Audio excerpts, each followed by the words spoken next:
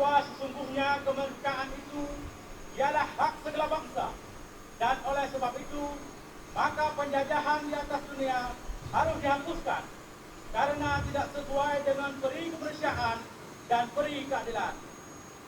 Dan perjuangan pergerakan kemerdekaan Indonesia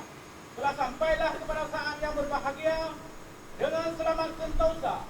mengantarkan rakyat Indonesia ke depan pintu gerbang kemerdekaan negara Indonesia yang merdeka, bersatu, berdaulat, adil dan makmur. Atas berkat rahmat Allah yang Maha Kuasa dan dengan didorongkan oleh keinginan luhur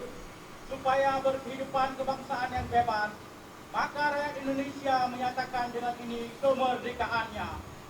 Kemudian daripada itu, untuk membentuk suatu pemerintah negara Indonesia yang melindungi segenap bangsa Indonesia dan seluruh tumpah darah Indonesia, dan untuk memajukan kesejahteraan umum, mencerdaskan kehidupan bangsa, dan ikut melaksanakan ketertiban dunia yang berdasarkan kemerdekaan, perdamaian abadi, dan keadilan sosial. Maka disusunlah kemerdekaan kebangsaan Indonesia itu dalam suatu Undang-Undang Dasar Negara Indonesia yang terbentuk dalam suatu susunan negara Republik Indonesia yang berkedaulatan rakyat yang berdasarkan kepada ketuhanan yang Maha Esa, kemanusiaan yang adil dan beradab, persatuan Indonesia, dan kerakyatan yang dipimpin oleh hikmah kebijaksanaan dalam permusyawaratan perwakilan,